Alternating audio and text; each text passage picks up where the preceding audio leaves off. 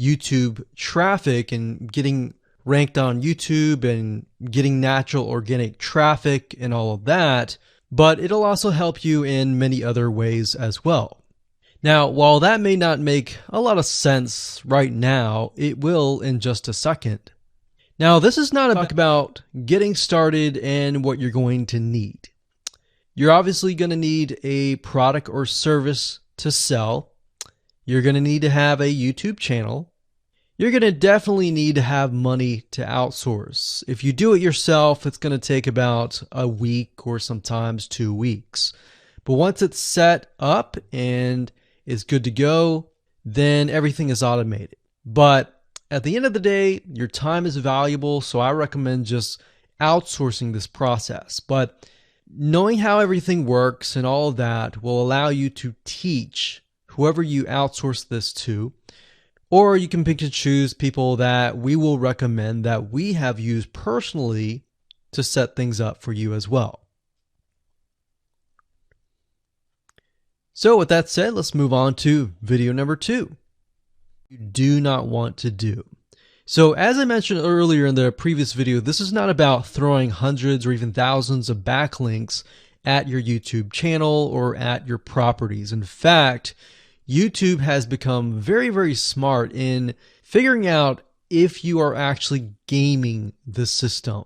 So what we're trying to do here is think of a strategy that works long term. So you want to focus on quality and not quantity here. It's better to get a few backlinks that are of quality rather than getting thousands of backlinks that don't even relate to your content. And we're not talking about automated softwares either. So like I said, Google's very smart in figuring out how to detect fake backlinks or computer-generated backlinks. They're able to detect patterns. So what you're trying to do here is not follow any sort of pattern whatsoever. You want to make sure that it looks natural as possible, because otherwise Google will penalize you in the future. May not be this month, may not be this next year, it may be the 2 years later kind of thing, or it might be even this month. So what you really want to do is focus on a long-term strategy that is going to last.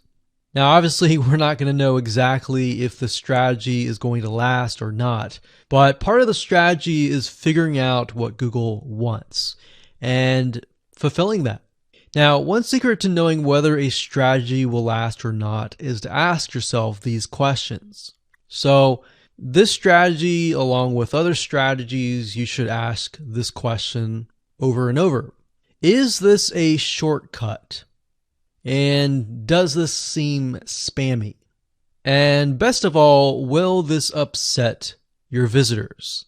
So the people that are coming to your YouTube channel via google.com or any other site, is this going to upset them? Because if it does, then guess what?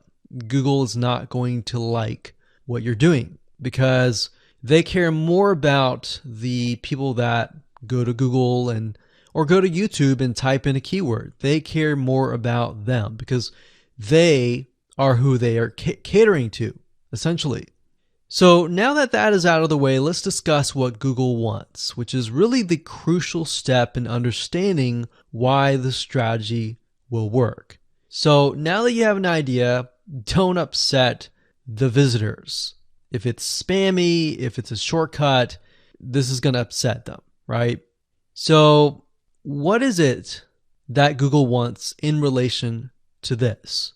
Well, we'll talk about that in the next video. It's because brands last long term, and they oftentimes provide value. Remember, going back to what makes the visitors happy, it's the value that they are offering, right?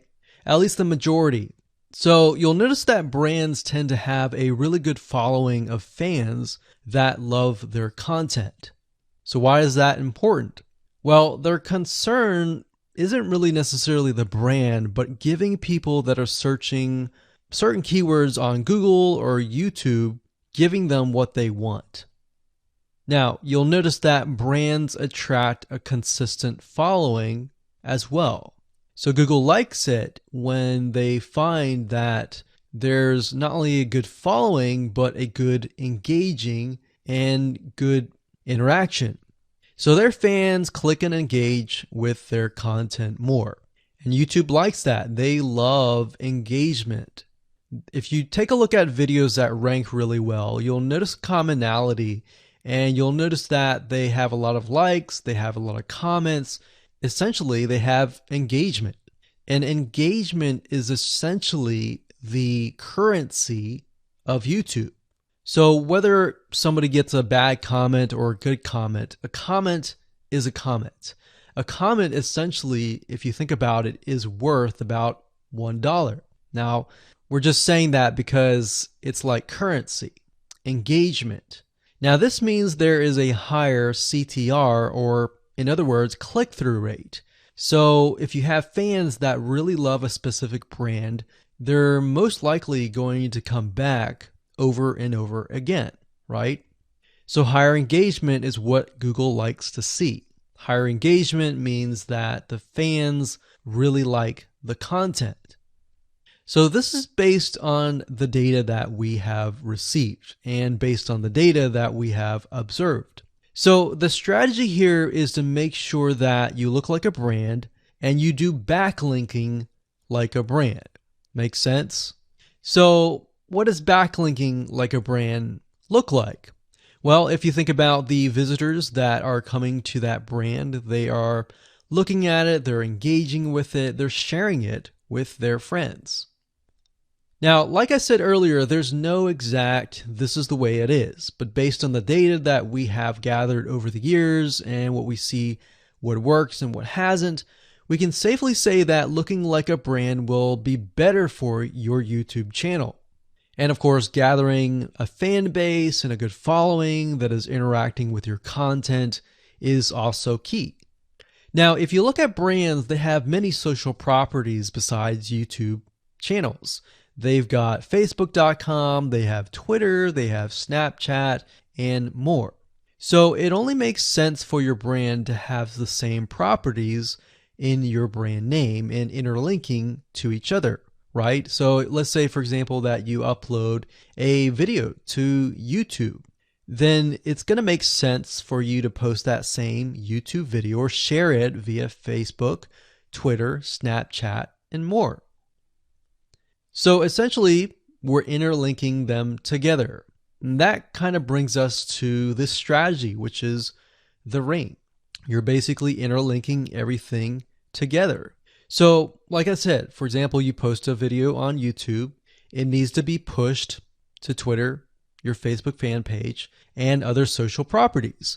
And fortunately, because everything is going to be automated, once you do that, it will trigger and it will automate the whole process. So it makes sense because your fans will be located at these different social properties. So some people will be at Facebook, some people will prefer Twitter, and some people will prefer maybe Snapchat or Instagram and other social properties. But if you think about it, it sounds very time consuming and tedious, right? And yes, it is, but once everything is set up, it will actually make your life a lot easier. But like I said, don't worry, we're going to show you how to speed things up with a few dollars. So with that said, let's move on to video number 4.